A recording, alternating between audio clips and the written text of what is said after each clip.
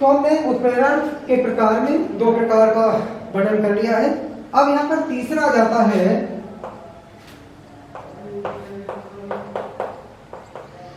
स्व उत्प्रेरण।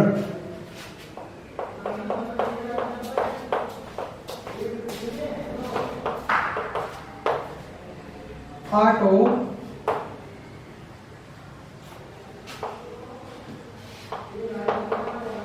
कैटेलिसिस, स्व उत्प्रेरण। इससे क्या होता है कि जब किसी अभिक्रिया के दौरान बना कोई पदार्थ स्वयं उत्प्रेरक का कार्य करने लगता है, यानी कि जब किसी अभिक्रिया के दौरान बना कोई पदार्थ स्वयं उत्प्रेरक का कार्य करने लगता है तो वह स्व उत्प्रेरक कहलाता है और यह घटना स्व उत्प्रेरण कहलाती है। जैसे उदाहरण के तौर पर अगर हम यहां पर देखें,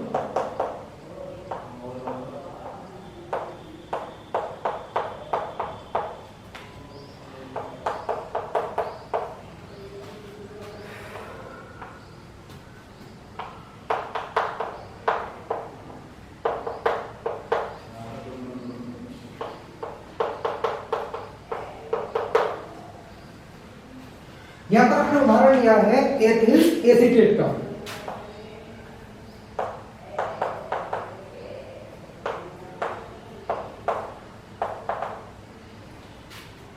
तो जब एथिल एसीटेट का यहां पर जल अपघटन कराया जाता है तो इससे बनता है एसिटिक अम्ल और एथिल अल्कोहल। प्रारंभ में ये जो अभिक्रिया होती है वो धीमी गति से होती है, लेकिन अभिक्रिया के दौरान जैसे जैसे एसिटिक अम्ल बनता जाता है, अभिक्रिया के दौरान जैसे जैसे एसिटिक अम्ल बनता जाता है वैसे वैसे अभिक्रिया तीव्र गति धारण करती चली जाती है। तो यहाँ पर जो एसिटिक अम्ल है वो स्व उत्प्रेरक का कार्य करता है। इसी प्रकार से हम अन्य उदाहरण ले लेते हैं।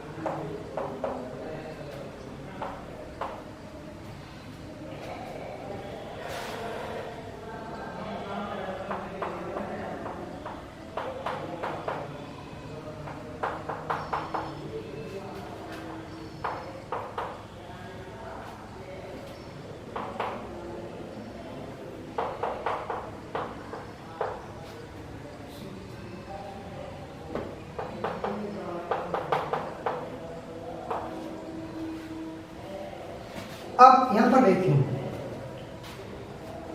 यहां पर पोटेशियम परमैंगनेट जो कि बैंगनी कलर का होता है यहाँ पर सल्फ्यूरिक अम्ल से क्रिया करने के बाद यहाँ पर नवजात ऑक्सीजन निकलती है जो ऑक्जेलिक एसिड का ऑक्सीकरण कराता है और यहाँ पर कार्बन डाइऑक्साइड गैस उत्पन्न होती है। यहाँ पर जो ऑक्जेलिक अम्ल है उसकी अभिक्रिया जो अपने पोटेशियम परमैंगनेट से यहाँ पर कराई जा रही है, तो यहाँ पर बनता है मैंगनस सल्फेट और मैंगनस सल्फेट के अंदर होते हैं Mn++ आयन। तो प्रारंभ में जो अभिक्रिया होती है वो काफी धीमी गति से होती है, लेकिन जैसे जैसे इसमें मैंगनस सल्फेट बनता रहता है, मतलब इसके अंदर Mn++ आयनों की संख्या बढ़ती रहती है, वैसे वैसे ये अभिक्रिया तीव्र गति धारण करती रहती है। तो ये जो अभिक्रिया है वो तीव्र गति धारण करती रहती है।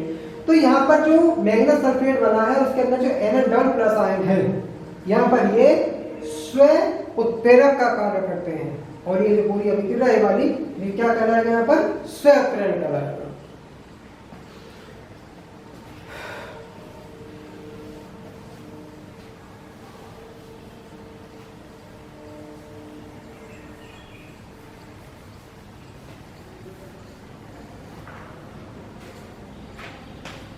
अब हमारा अगला आता है इसके अंदर प्रेरित उत्प्रेरण।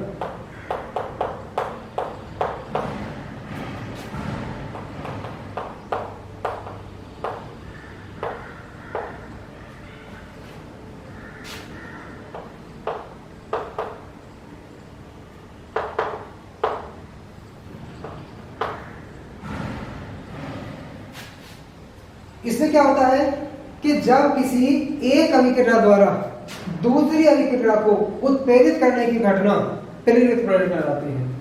अब उसको उदाहरण से समझते हैं इसे।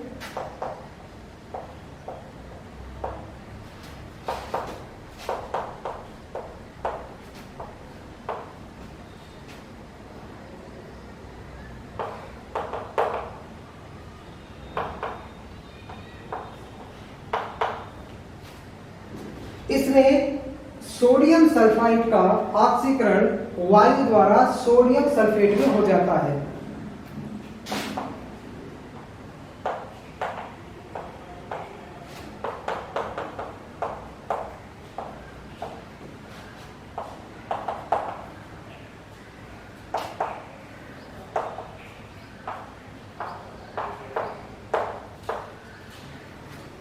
परंतु सोडियम आर्सेनाइड का ऑक्सीकरण वायु द्वारा नहीं होता है, लेकिन जब दोनों को एक साथ मिला दिया जाता है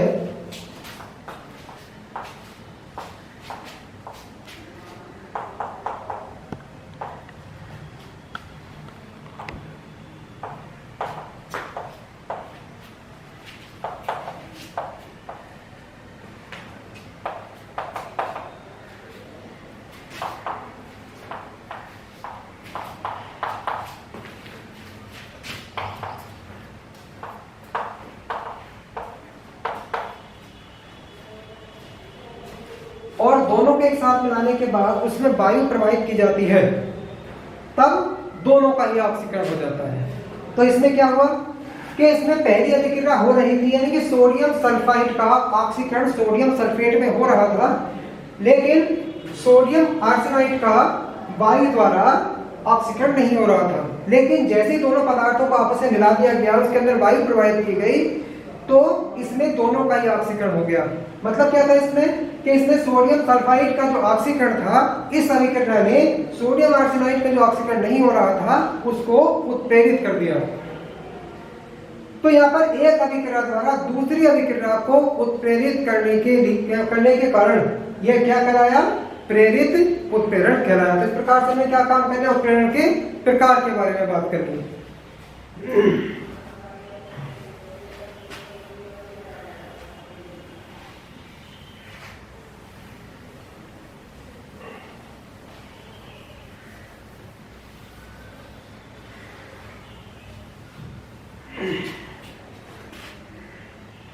अब इसमें जो नेक्स्ट टॉपिक आता है वो आता है उत्प्रेरक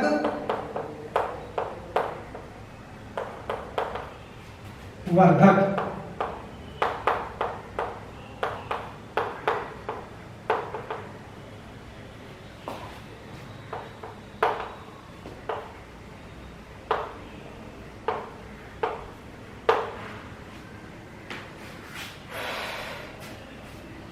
ठीक है, उत्प्रेरक वर्धक। ये क्या होता है कि वह पदार्थ जो किसी उत्प्रेरक की सक्रियता को बढ़ा देता है परंतु सब उत्प्रेरक का कार्य नहीं करता है, उत्प्रेरक वर्धक कहलाता है। मतलब इसका जो सीधा मतलब होता है वो किससे होता है, उत्प्रेरक से होता है। यानी उत्प्रेरक होगा तो उसकी सक्रियता को बढ़ाएगा, यदि उत्प्रेरक नहीं होगा तो उसकी सक्रियता को ये नहीं बढ़ाता है। जैसे उदाहरण के तौर पर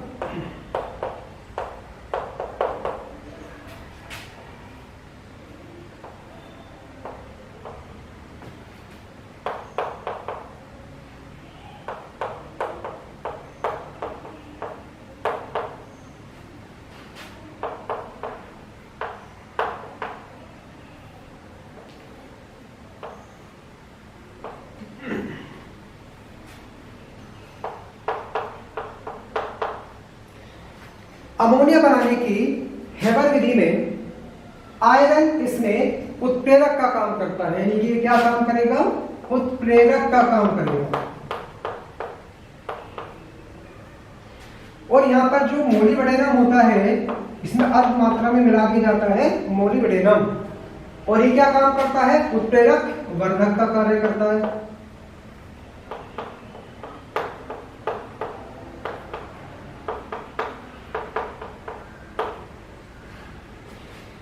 यदि इसमें आयरन ना हो तब मोलिब्डेनम का कोई लाभ नहीं होगा। तो इसके अनुसार में इसकी परिभाषा को हमने क्या समझा कि वह पदार्थ जो किसी उत्प्रेरक की सक्रियता को बढ़ा देता है परंतु स्व उत्प्रेरक का कार्य नहीं करता है, क्या कहलाता है, उत्प्रेरक वर्धक कहलाता है। तो यहाँ पर क्या हुआ है वाला, मोलिब्डेनम क्या हुआ, उत्प्रेरक वर्धक हुआ। अब यहाँ पर मोलिब्डेनम के स्थान पर Al2O3 यानी कि एल्यूमिनियम या फिर पोटेशियम ऑक्साइड का प्रयोग भी कर सकते हैं। इसी प्रकार से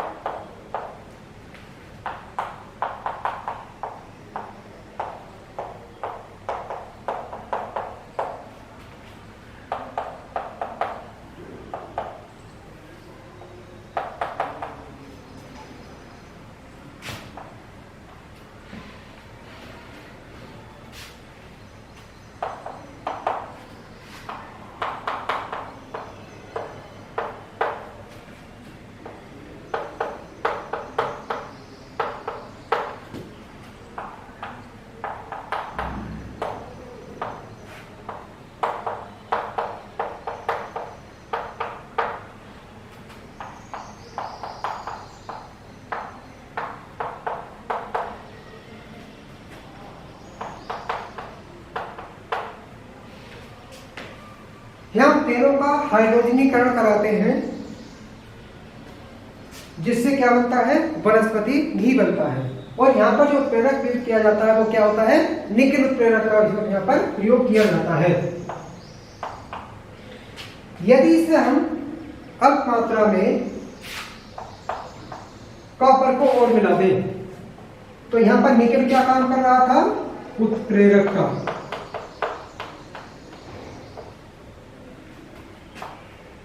और कॉपर का क्या काम करेगा, उत्प्रेरक वर्धक का।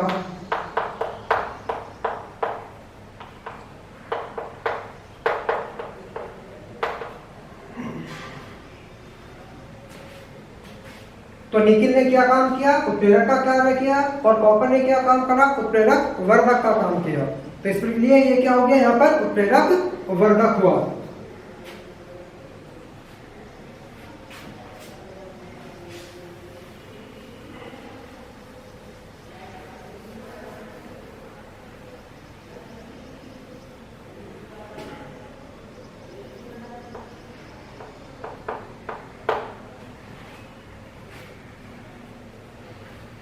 इसी प्रकार से हम कार्बन मोनोऑक्साइड और हाइड्रोजन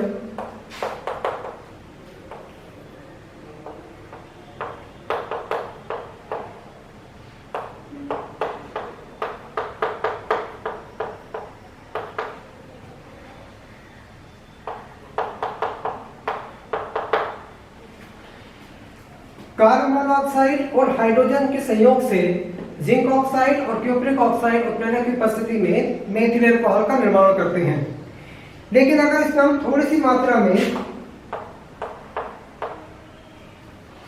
क्रोमियम ऑक्साइड मिला दें तो ये उत्प्रेरक जिंक ऑक्साइड तथा क्यूप्रिक ऑक्साइड के लिए उत्प्रेरक वर्धक का कार्य करता है।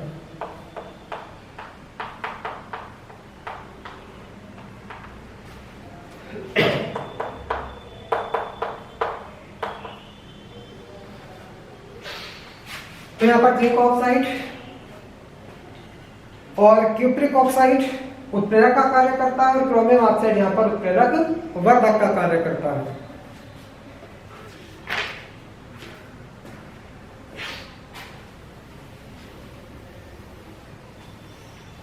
अब इसमें एक अगला टॉपिक आ जाता है उत्प्रेरक बेस।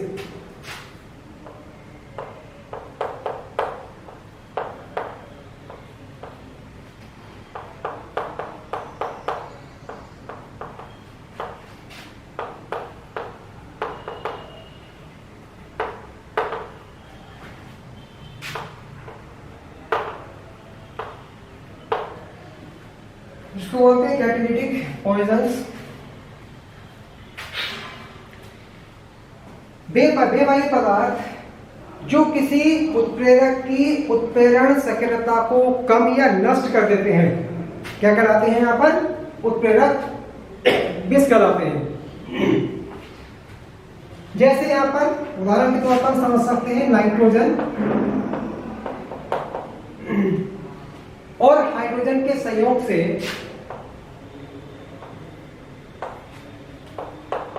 Fe की उपस्थिति में अमोनिया बनाई जाती है।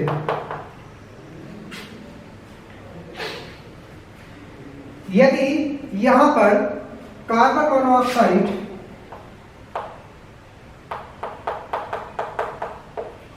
या हाइड्रोजन सल्फाइड की अशुद्धि हो तो ये कार्बन मोनोऑक्साइड या हाइड्रोजन सल्फाइड उत्प्रेरक Fe के लिए उत्प्रेरक विष का काम करती है और ये विक्रिया को कम या नष्ट कर देती है। तो यहाँ पर कार्बन मोनोऑक्साइड या फिर जो हाइड्रोजन सल्फाइड है वो क्या कहलाया? यहाँ पर उत्प्रेरक विष कहलाया। इसी प्रकार से हम समझ सकते हैं कि सल्फर डाइऑक्साइड और ऑक्सीजन के संयोग से सल्फ्यूरिक अम्ल के निर्माण की जो संपर्क विधि होती है, इनकी कांटेक्ट प्रोसेस होती है, उसमें प्लेटिनम जो कि प्रेरक के रूप में प्रयुक्त किया जाता है। अगर यहां पर आर्सेनिक ऑक्साइड की अशुद्धि यहां पर अगर है तो वो उत्प्रेरक प्लेटिनम के लिए उत्प्रेरक विष का कार्य करती है। तो इस प्रकार हम समझ सकते हैं कि यहाँ पर पहली वाली समीकरण में आयरन उत्प्रेरक के लिए कार्बन मोनोऑक्साइड या फिर हाइड्रोजन सल्फाइड ये उत्प्रेरक विष का कार्य करती है और इसमें जो प्लेटिनम है और यहाँ पर जो आर्सेनिक ऑक्साइड है वो उत्प्रेरक विष का कार्य करता है।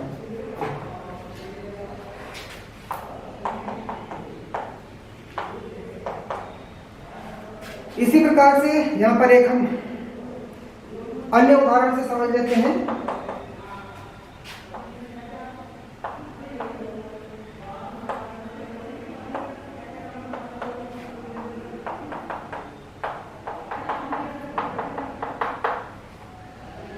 एक अभिक्रिया होती है रोजेनमुंड अपचयन।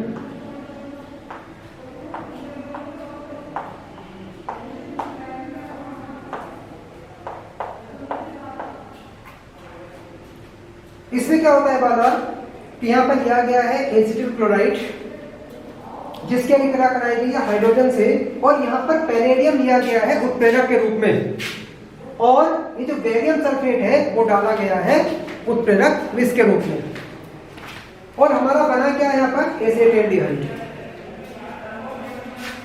अब यहाँ पर यह अभिक्रिया फायदे के लिए भी है क्योंकि यहाँ पर बेरियम सल्फेट डालने से होगा कि ये जो अभिक्रिया थी इसका जो अपचयन है आगे अल्कोहल में होने से रुक जाता है। तो यहाँ पर जो बेरियम सल्फेट है वो उत्प्रेरक पैलेडियम के लिए क्या काम करता है? उत्प्रेरक विष का कार्य करता है।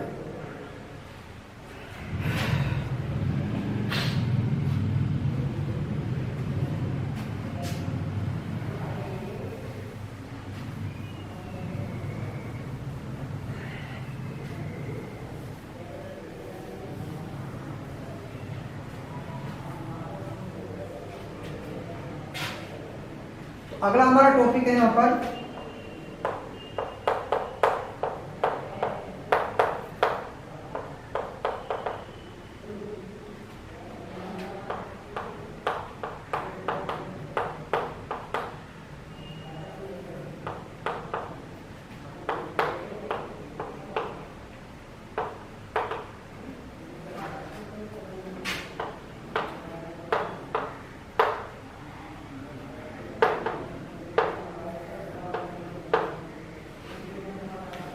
उत्प्रेरकों के गुण, प्रॉपर्टीज ऑफ कैटलिस्ट। तो उत्प्रेरकों के जो है कुछ सामान्य गुण निम्नलिखित होते हैं।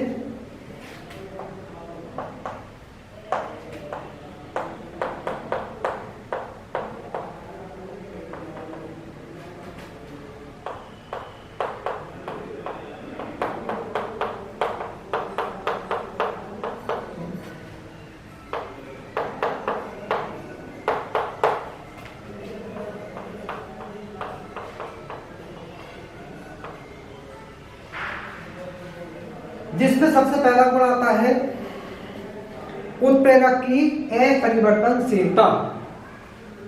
जैसे कि हम पीछे देख रहे थे, जैसे इसको उदाहरण के तौर पर हम समझ लेते हैं।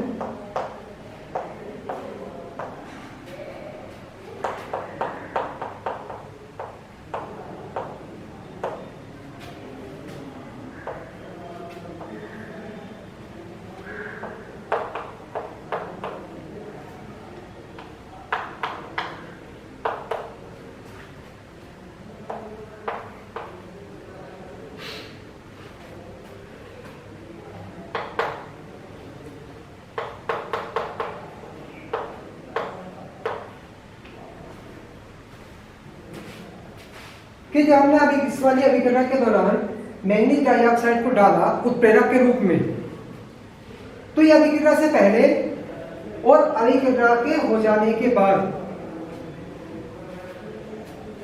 ये अपरिवर्तित रहता है, यानी कि ना तो इसकी संरचना में कोई अंतर आता है और ना ही इसके कोई भार में अंतर आता है। हाँ, इसका थोड़ा सा भौतिक स्वरूप बदल सकता है। जैसे ये अगर कणों के रूप में डाला गया हुए वाला, ये बड़े कणों के रूप में हुए वाला, तो वो बारीक चूर्ण के रूप में, पाउडर के रूप में इस प्रकार से हो सकता है। लेकिन वैसे इसके भार में और इसके जो रासायनिक है, मतलब इसका जो रासायनिक संगठन है, उसके अंदर किसी प्रकार का भी कोई परिवर्तन नहीं आता है। तो हम ये कह सकते हैं वाला कि उत्प्रेरक जो रहता है वो कैसा रहता है? अपरिवर्तनशील रहता है, यानी कि इसके अंदर कोई परिवर्तन नहीं होता है, केवल इसके भौतिक स्वरूप में थोड़ा सा अंतर हो सकता है। तो पहला क्या हो गया इसमें? उत्प्रेरक की अपरिवर्तनशीलता। दूसरा गुण है इसका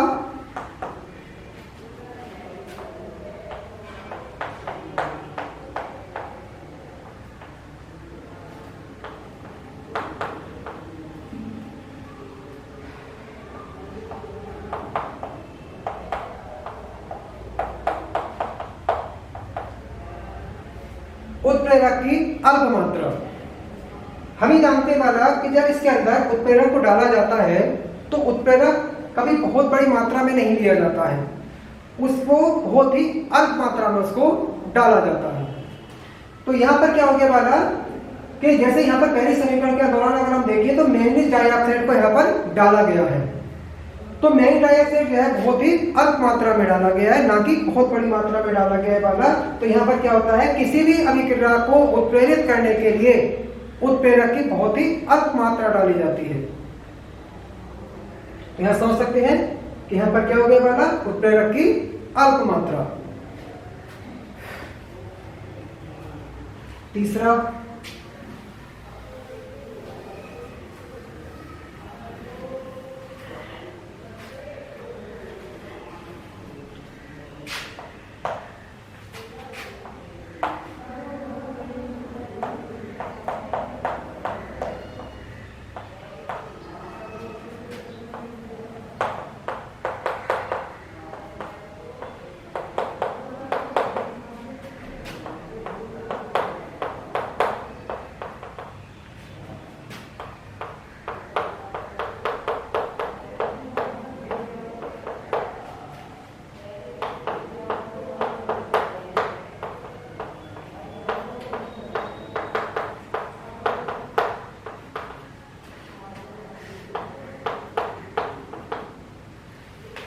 तीसरा इसमें है वाला कि उत्प्रेरक किसी अभिक्रिया को प्रारंभ नहीं कर सकता। यानी यहां पर अगर हम कोई भी अभिक्रिया ले लें और उस अभिक्रिया को देखें, मान लिया हमने ये वाली अभिक्रिया ले ली या पहले कोई सी भी अभिक्रिया ले सकते हैं,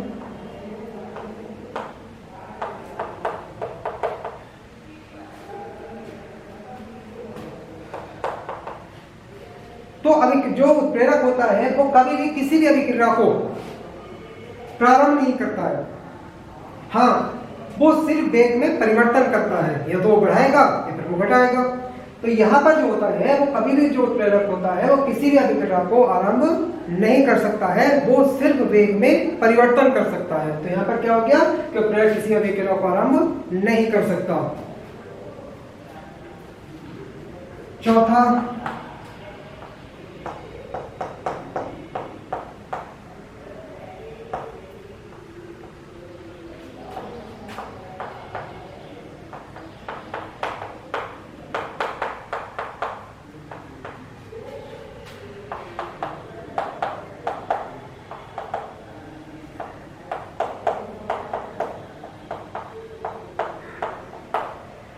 चौथा पॉइंट इसके अंदर आता है कि उत्प्रेरक एक विशिष्ट पदार्थ होता है। यानी कि इस समय यह पता चलता है वाला कि जो उत्प्रेरक होता है वो ऐसा नहीं है कि एक ही उत्प्रेरक सभी अभिक्रियाओं को उत्प्रेरित कर दे। अलग अलग उत्प्रेरक अलग अलग अभिक्रियाओं को उत्प्रेरित करते हैं। जैसे यहां पर हम उदाहरण के तौर पर अगर हम यहां पर देखें,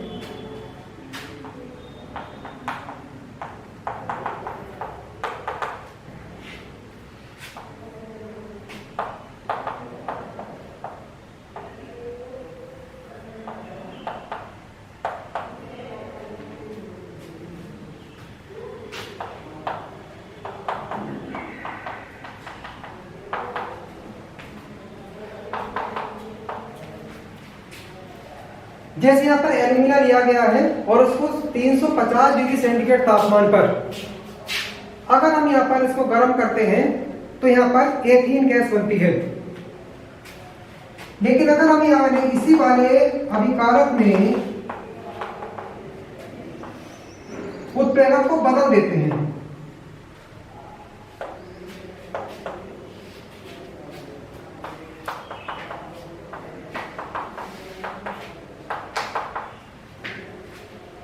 तो अभिक्रिया का उत्पाद भी बदल जाता है।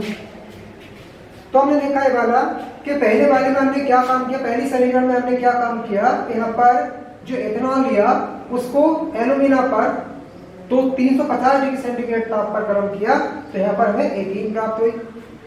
इसी प्रकार से हमने इसी पदार्थ को दोबारा लिया और हमने उत्प्रेरक बदला, तो उत्प्रेरक बदलने से क्या हुआ, आपके क्या काम किया, यहाँ पर कॉपर लिया, तो यहाँ पर कॉपर लेने से क्या हुआ, यहाँ पर एसिटिलिटी प्राप्त हुआ और यहाँ पर किसका रूप हुआ, हाइड्रोजन गैस निकली। तो हम इसे समझ सकते हैं वाला कि उत्प्रेरक क्या होता है, एक विशिष्ट पदार्थ होता है।